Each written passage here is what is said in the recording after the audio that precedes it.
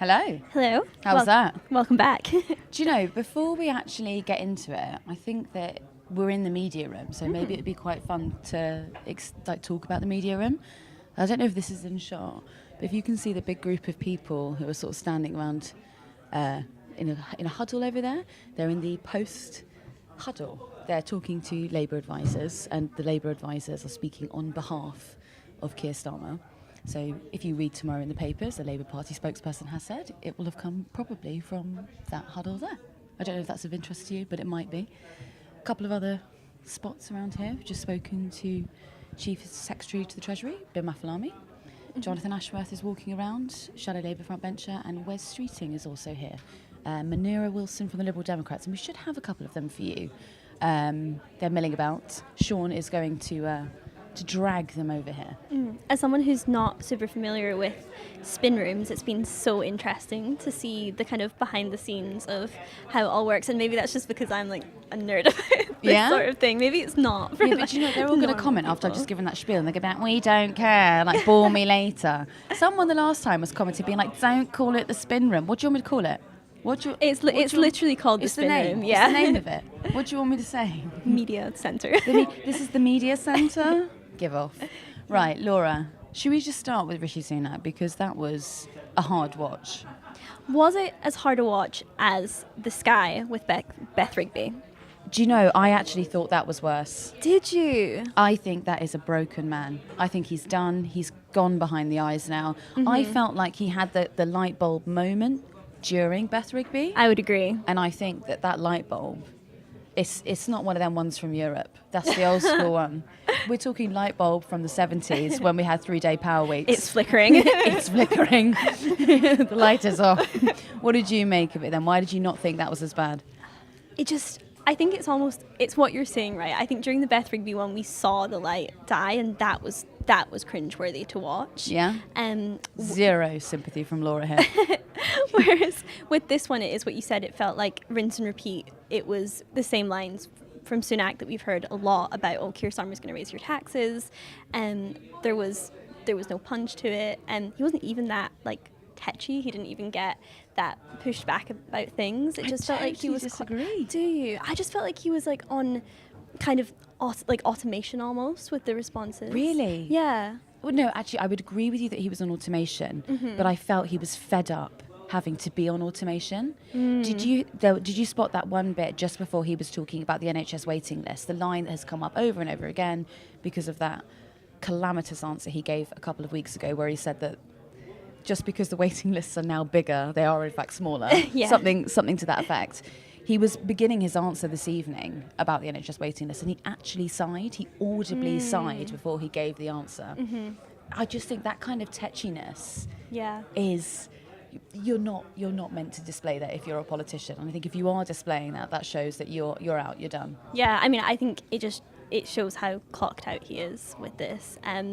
Especially, I mean, going into that with the news that you are predicted to lose your seat as well. Well, he heard you were going to Richmond tomorrow, didn't he? To Northallerton tomorrow. So he thought, well, if Laura's going there, it's done. I'm sure you might be quite glad to get back to California, though.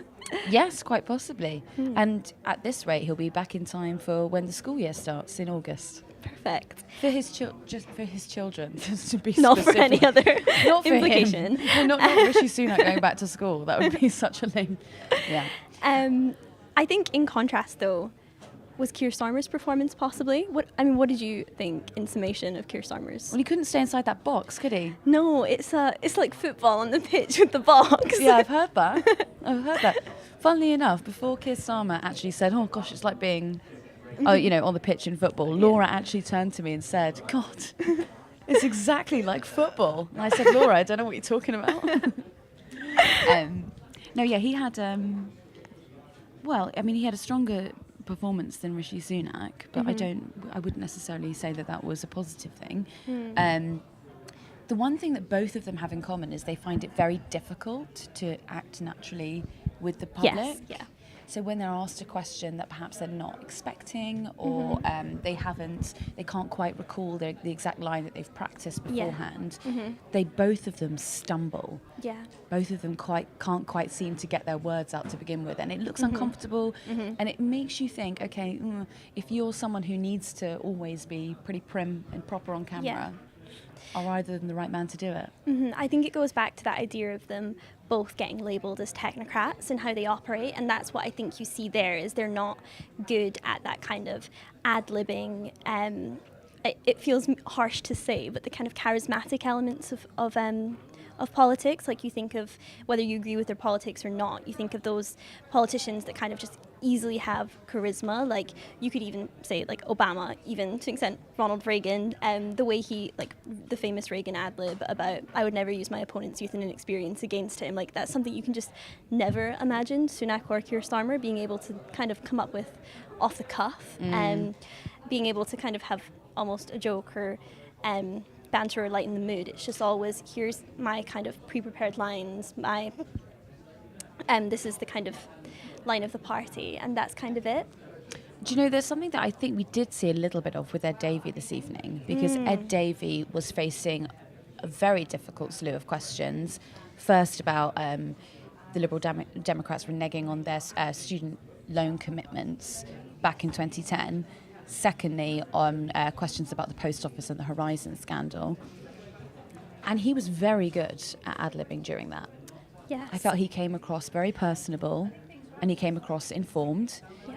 I'm not necessarily saying that you have to buy the argument, but I think that he was definitely selling something. No, I think that's been Ed Davey's strength throughout this campaign, is his utter ability to just appear human and kind of connect to people on a human level, whether that's talking about being a carer, whether tonight it was talking about his wife in a very touching way, when they were talking about social housing, and it's just a kind of, you get a complete opposite reaction, or he does it in such a way that you don't get the groan of, my dad was a toolmaker, or Rishi Sunak has a kind of similar line about coming from an NHS family, which, while both of those things are true, the way in which they communicate them, it sounds like quite a pre-prepared line. Yes, and it comes across disingenuous. Yes. Because it feels like a stock answer. Yes. Yeah.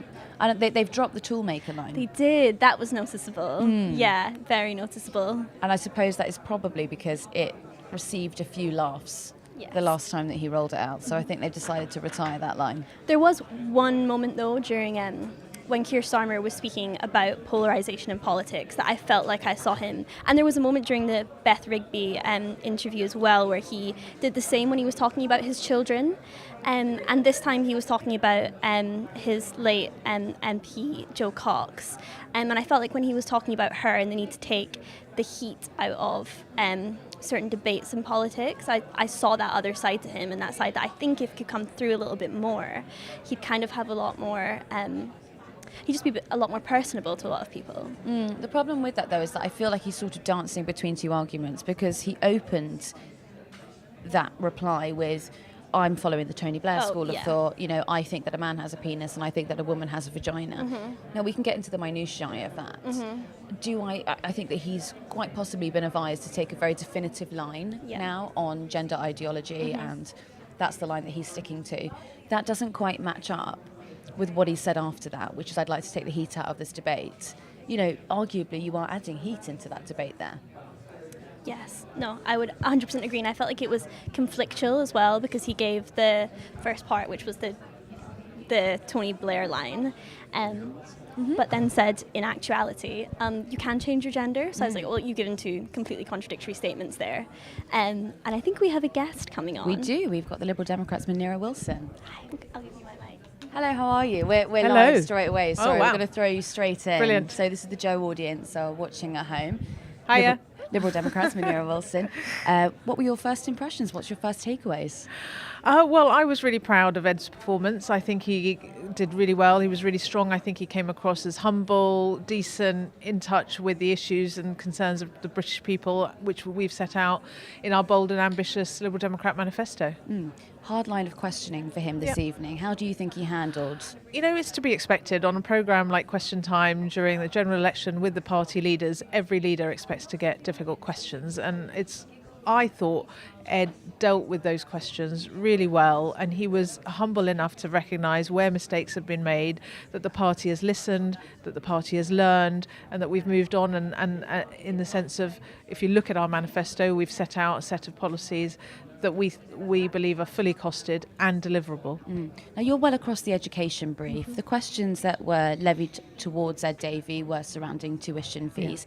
Keir Starmer gave quite a clear line on that tonight. He said that he was not able to renege on he wasn't able to absolve students of their loans because he needs to use that money for NHS waiting lists. Where do the Liberal Democrats stand on that? Well, we've said that one of the things we want to do is reinstate maintenance grants, particularly for disadvantaged students. That was something the Conservatives scrapped after the Liberal Democrats left government. How much would that be? I'd need to go back and check what the numbers are on that, but that is something that we've been committed to for some time. And we've also said that actually the way that student loans are funded is quite unfair in terms of the high interest rates and the rate at which you'd need to start paying back those loans, which is something the Conservatives changed when we left government. But I think fundamentally, longer term, we need to have a proper review of how the system is working and how it's impacting students from all different walks of life. I mean, you're at a university tonight. Have you spoken to any students about their experience? I haven't this evening, but I have obviously during the course of the campaign, both out knocking on doors, but also out and about, at schools and people who are hoping to go to university. But also I have met students on the doorstep, and I'm doing a hustings in a college next week, so I'm fully expecting to be put through my paces on these. One of the more excruciating moments, I would say, of the Rishi Sunak interview was right at the end when he was asked about what are you doing for 19-year-olds? You've got this programme of national service for 18-year-olds. What are you offering for people who are slightly older than that? Yeah. What are you offering? So, as I said, for the students who are from disadvantaged backgrounds, we want to reinstate maintenance grants. We've talked about reforming the apprenticeship levy because lots of businesses have told us it's not really working, and we want to see apprenticeships have fallen a lot in the last 9 years or so, and we want to see apprenticeships boosted again. So for young people who either don't want to go to university or feel that's not the right path for them, that there's more apprenticeship opportunities out there. And I know lots of young people are also worried about housing, and that came up today as well, whether that's to be able to afford to rent or eventually to be able to afford to buy.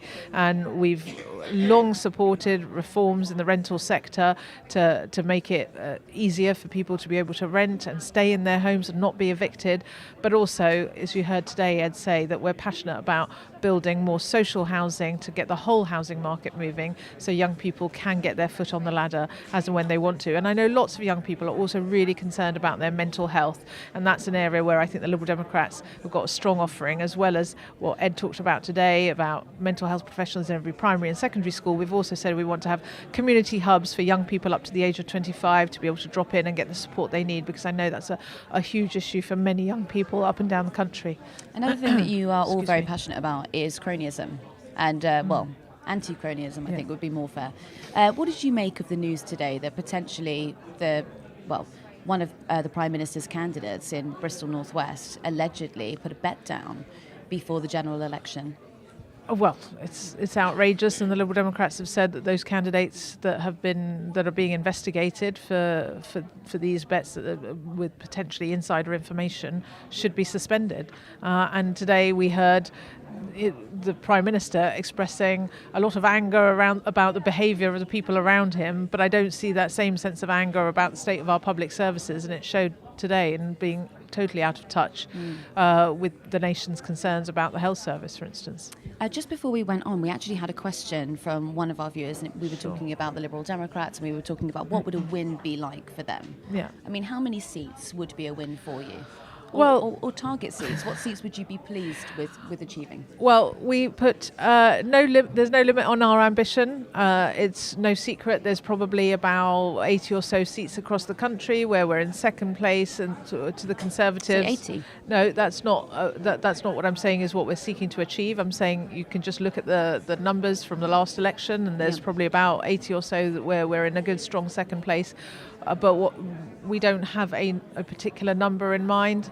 I certainly don't know what the result's going to be on the 5th of July. That's down to the voters, which is why we're out there every day campaigning. In the last week alone, I've been to 4 different constituencies, including my own, to knock on doors. So we are ambitious, we're hungry, we want to make sure that these Conservatives are booted out of government, but we think that Liberal Democrats will provide strong local champions in their areas, standing up for people's concerns on the issues that matter to them, particularly health and care, but also the cost of living and the scandal of sewage in our rivers and seas. And it looks like you could take some Tory safe seats? Well, we've had some stunning by-election victories in safe Conservative seats over recent years, so we're going after quite a few Conservative seats, and I don't think any Conservative seat is safe anymore, to be honest. Great. Thank you very much, Munira. Thanks. Thank you. If you hand that back to Laura. Thanks. Thank you for your time.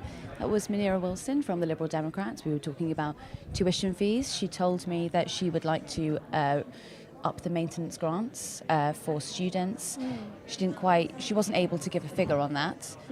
We also talked about the potential of them taking Tory safe seats. She wasn't able to name which seats that they're specifically targeting, but she said that they're very pleased with what they found on the doorstep.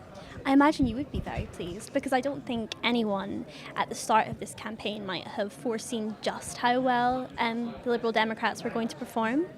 I think, should we talk a bit more about tuition fees, which you mentioned there? Because that got brought up during, well, first of all, obviously, during Ed Davies, where people were questioning him on that U-turn and his record in coalition government.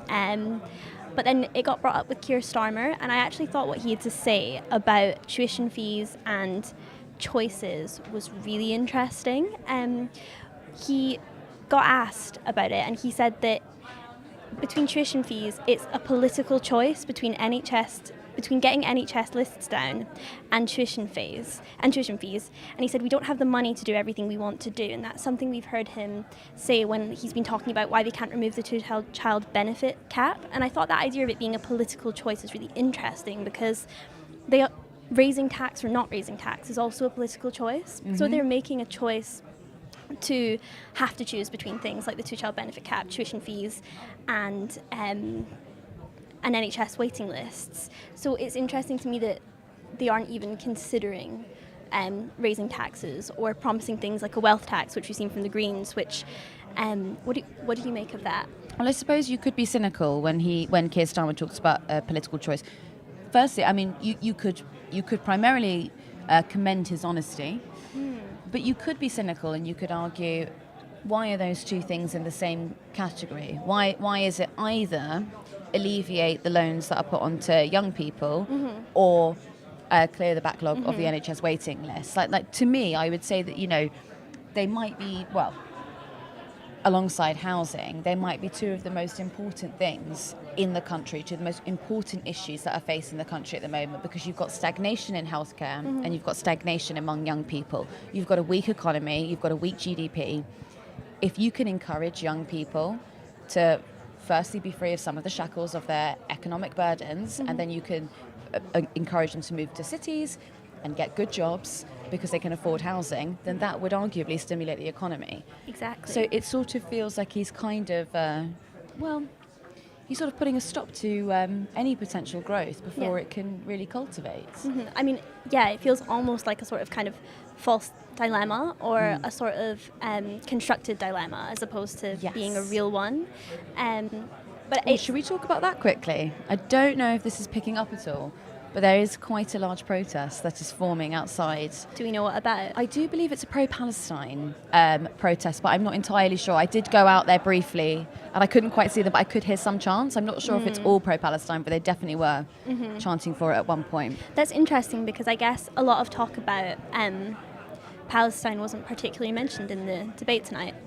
No, it wasn't. It was actually completely devoid of any conversation about the Israel-Gaza conflict. Foreign relations altogether seem to be largely out of it. Well, apart from the ECHR. Apart from the ECHR. Yes. Yes. That was a bombshell, wasn't there? Yeah. Do you want to talk about that? Yeah, sure. So Rishi Sunak was asked by an audience member. He was asked, why on earth do you want to remove us from the ECHR? The only two countries who aren't in it are Belarus and Russia. What does that say about the United Kingdom if we're not in it? Rishi Sunak, this was actually probably the only moment that you saw him passionate. You know, where you actually saw, it was almost as if he was excited to deliver the line again. He said, we will not be ruled by a foreign court. Yeah. Which the audience member politely pointed out to him, it's not a foreign court. Yeah. But anyway, look, if we pull out of the ECHR, what we've got to look forward to is the abolition of the weekend, the getting rid of maternity pay. About time. All of those things that make life bearable. And that's right, British workers are so idle. Well, as that lady said, she said that they're too lazy. Who was that? What did she say? Yeah, she was talking about immigration, and in it was quite a long question, but she spoke about how British workers are too lazy to do these jobs, and she said that the UK should. I'm actually not sure what she was advocating, because she said that things like having basically said National Health Service made it an attractive place to come. I think that she might have been arguing that we need immigration because workers here are too lazy to do certain jobs. It was very Dominic Raab of her. It was giving austerity. It was giving 2014. It was nice to have that sort of conversation back in the room. Yeah, because she was mentioning like Australia and having kind of Australian style system for immigrate. Like there was a She was lot all over in the her place. question. Do you know what you could say? It was more of a statement than a question. Definitely. Yeah, more of a statement. Definitely. And she said that she would back Rishi Sunak's Rwanda plan as well, but did question why he called the election early. If we should all be so confident in it. Who was she? We should go and find her and be like, would you mind explaining to us what that was about? What was in that question? Yeah. I think the other really interesting kind of dividing line that came up, because it was spoken about a lot with Starmer and touched on with Sunak, was housing. And I think housing has become a real kind of dividing line between the Labour and Conservative parties' politics, because they both seem to have quite different solutions to it. Like, on the one hand, you have the Labour Party saying they're going to build 1.5 million more homes, and crucially, though, during this parliament. During this parliament, yes. Yes, during the next parliament. I mean, that would actually put them on par with the Conservatives who built a million, or promised to build a million. Where are we on housing? I mean, and as Carla Denier pointed out in her interview with Ollie yesterday, that there isn't a commitment to how many of those will be social houses. And I think that is a big issue, because part of the reason that there's so much pressure on the private rented sector is because people that really are eligible for, or should be eligible for, social housing, there's just not enough of it, so they're being pushed into the private sector, which again is driving up rent. But it's also bankrupting councils, because councils are having to pay for those. You know, if you've got a family who is in effect homeless, you have to house them. Yes. That's one of the benefits of living in a country that values human rights. Again, thank you to the ECHR. You have to house them, and you might put them in temporary accommodation because you don't have social housing stock, and that price is extortionate. Private landlords charge an enormous amount of money to councils, and essentially what you're doing there is you're handing over taxpayer money to landlords. Yes. I mean, and a lot of these houses that people in temporary accommodation are in are former social houses. It's the council renting back property that used to be theirs and that they used to receive a rent on. And Thatcher said right to buy, not right to buy to let. Yeah. Ollie and I actually made a piece about temporary accommodation back in January, which featured a woman and her 2 children who have been in temporary accommodation since, I mean, her son is a teenager now, but has been in there since he was a very small child. And the dampness I've never seen like conditions that moldy. So I would Wet. Completely humid. The windows were wet.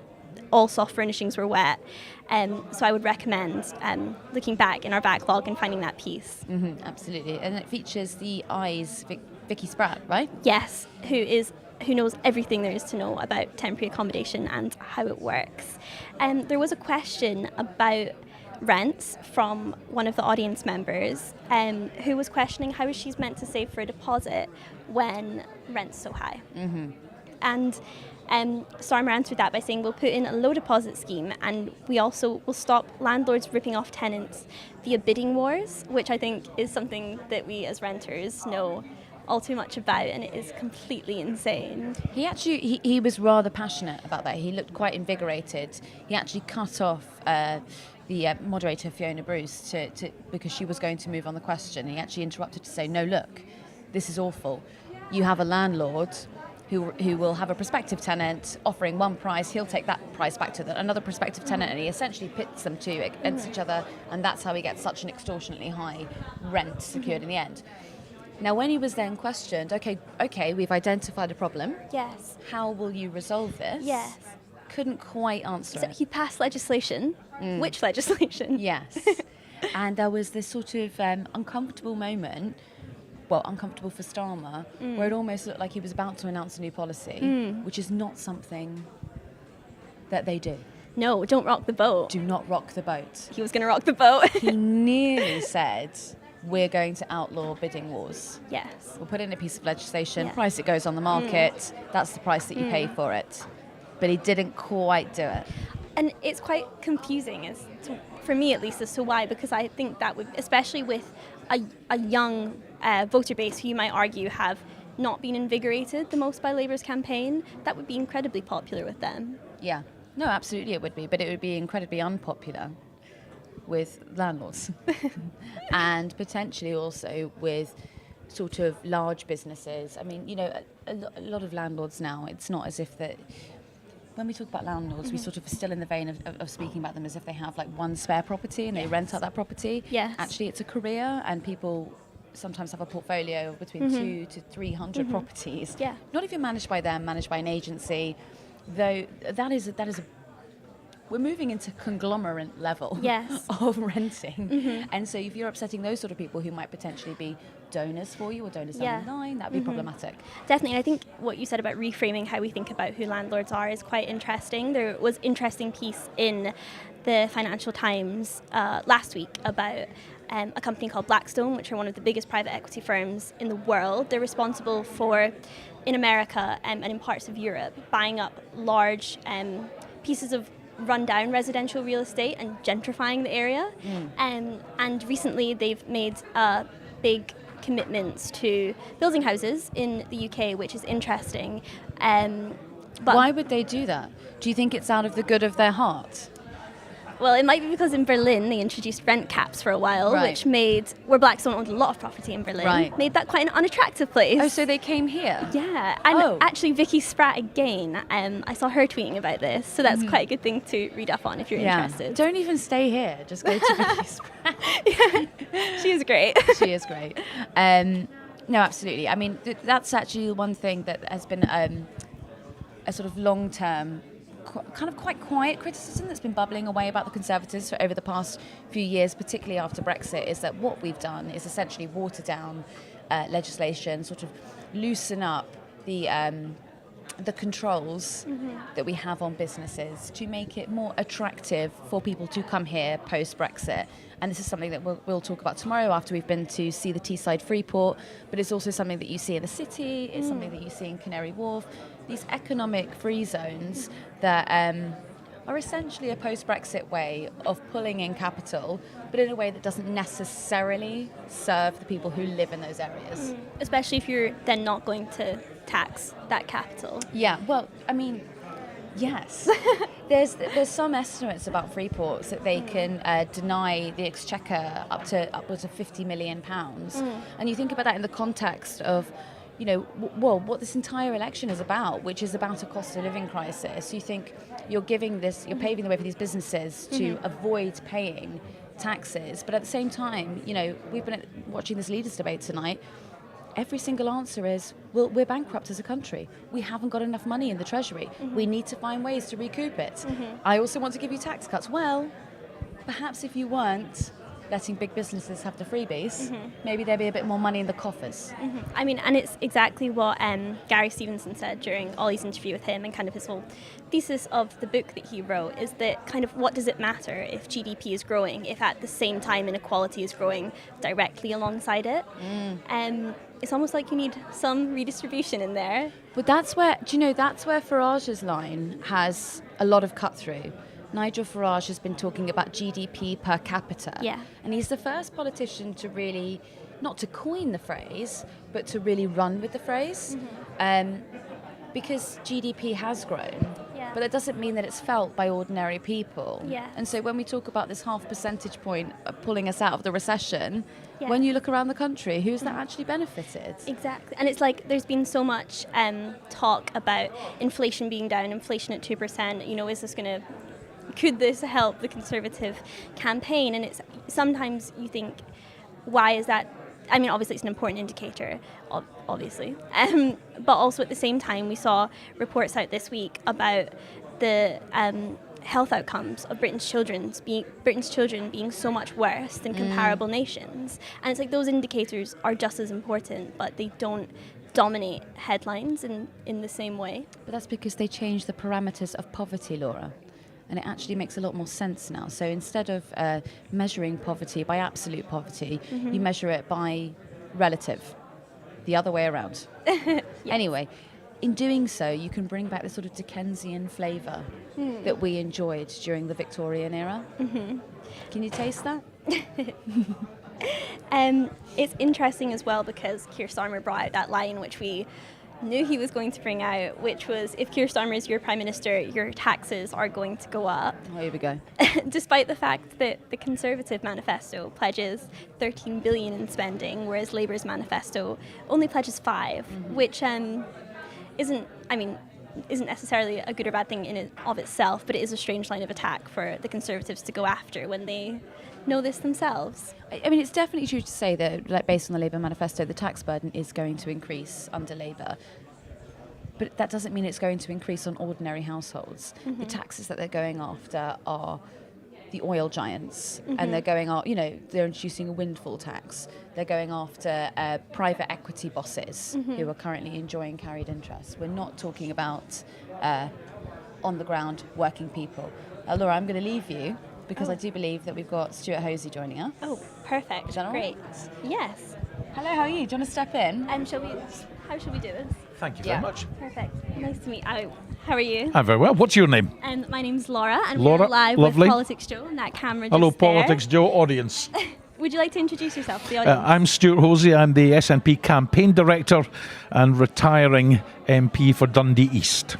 And how did you think Swinney performed in tonight's question I time? thought John did extremely well, and you'll have noticed watching it, he got round of applause after round of applause from the audience. Interesting, Keir Starmer, I don't think, got a single round of applause, and indeed the audience were booing Rishi Sunak. So I think John did extremely well, given the audience, quite rightly, were there to ask challenging questions. Yeah, because he did get some challenging He did questions, indeed, especially around scandals that the SNP have Well, I mean, there's a lot of faced. talk about scandal. I mean, the truth is, and he was honest about it, yes, we've taken a dunt over the last few years. That's self-evidently true. But at the start of this campaign, we were a bit behind in the polls. Since then, we've caught up. And in the last week or so, there have been any number of polls that haven't just shown us catching up with Labour, but a number of them showing us ahead of Labour. So we've got a platform to build now for the remainder of the campaign, and we're able now to put forward our anti-austerity message, our anti-cuts message, our pro-EU message, real stuff that really matters to people. I mean, it can't be a good look, though, to have Operation Branchform going on at the same time that today you've had it announced that there is an investigation going into SNP misuse of public funds for the party's general election campaign.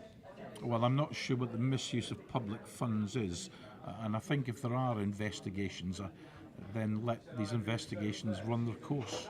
Are you afraid it'll impact the campaign? No, I'm absolutely not afraid it will impact on the campaign.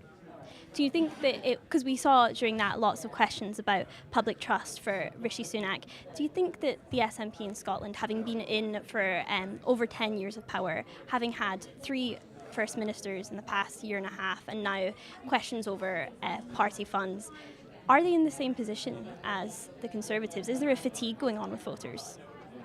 No, I think, in all honesty, all parties who are in power for some time, fatigue can kick in. But I think if policy programmes are refreshed, if the internal democracy functions properly as the SNP's does, then I think you can overcome those sort of obstacles and those sort of hurdles. And when it comes to trust, what we're asking people to trust in Is it the Labour Party who want to keep 18 billion of cuts baked into their programme? Is it the Tories with the ridiculous Rwanda policy? Or is it a party like the SNP who actually wants to end austerity, who wants to cancel the cuts, who wants to do positive things? And I think when we're talking about trust in parties delivering on real issues that matter to people, I think we're absolutely going in the right direction. To deliver one of those key things, which is for the SNP independence, they said they need a majority of 29 seats. Right now they're only predicted, or some polls are placing them at 20 seats. And Swinney refused to say during that debate what will happen to independence if the SNP doesn't win a majority. Is this an existential crisis for the SNP? No. There was a poll 3 days ago, I think the Survation poll had us 7 points ahead, sitting at 37 seats. It's just a poll, it's only an opinion poll. Other polls have got different numbers. It'll be what's decided on the 4th of July. But the key thing about this is we've won mandates. We won a massive mandate in the Scottish Parliament in 2020, won a majority of MSPs, not just in favour of a referendum, but in favour of independence. So I want to try and win this election. I want to strengthen our hand. But the question you've asked, and it's a very good question, it needs to be asked to our unionist opponents, to the Labour Party, the Tory Party, the Lib Dems. Why are they denying the democracy, the right to choose that the Scottish people have voted for? Yes. If there's a majority of seats won, I think, but if not, then how would they go to Westminster and say that they have a mandate for that? Well, as the SNP campaign director, I'm not going to concede defeat 3 weeks from an election. I'm trying to win this. I'm trying to win every seat. We're campaigning on the ground in every seat. Let's see what happens on the 4th of July, but I'm very confident we're going to do extremely well, and it'll strengthen the hand and, of course, be in line and in tune with the majority of Scots in the polls this week who actually support independence. 2 weeks left in the campaign. What can we expect? I think we can expect a massive push on the ground. I think we can expect a social media flurry from all the parties. I think we can expect policy announcements as every party goes through the manifesto and says, we need to tell this story, we need to push this policy. I think we'll see a ramping up of activity and enthusiasm as we get towards the 4th of July. And are you feeling confident for Scotland's match against Hungary? I'm feeling as confident as I can be. 4 points will do it, but as we saw with England and Denmark tonight, sometimes things don't quite go the way people hope. More confident of a Scotland win or a Swinney majority? Oh, I want all the Scottish teams to win. I'll back them if they're playing tiddlywinks. Perfect. Thank you so much. Thank you. We'll let you hand the mic back to Ava there. There we go. Thank you. Oh, shall we? Oh look, we're all doing the muddle around with the mics. How was that? Yeah, and you seemed confident that John Swinney would still be winning a majority. Didn't seem to think that those scandals that were mentioned so much throughout the question time would stick. Do you think they have sticking power? I think that based off of tonight, it's a pretty difficult one to judge because I'm not quite sure that the audience was catered to, or at least the questions that were posed tonight didn't really feel like there was a lot of buy-in. So it's pretty difficult to gauge from that. I mean, you know, it was pretty top line, pretty thin, what we heard. I think people were, audience members were saying things like, we like that you hold the Conservatives to account. I mean, even at the end, toward the end of his interview, when one of the main questions that he was asked was, would you prefer Rishi Sunak be Prime Minister or Keir Starmer be Prime Minister? I mean, it's not really getting into the minutiae, is it? I think that is, as a regional or a national party, that is a harder thing to get around there because obviously you're not campaigning, you're just campaigning to be in the opposition. But I think the idea of scandal in the SNP, it kind of plays into this maybe a larger distrust going on in politics, like when you pair that with what's gone on with the Conservatives. And I saw there was a Labour spokesperson was quoted saying that they were a bit concerned about the betting allegations that were going on because they thought it might tar all politicians with this negative light that they're only out for themselves and not out for the country. Well, it's not been a good look all round, really, is it? I don't think there has been a party that has been free of allegations of cronyism in the last couple of years. Right, I think that about as much does us, doesn't it? Anyway, hope you enjoyed coming to the media room. This is the end. This is the dregs. What do we need to remind them of? I know, live show. Tickets for the live show are available. If you'd like to come and see us in person, Ollie and Ed will be there. Fantastic. They're in the chat. Link is in the chat. Amazing. Great. Okay.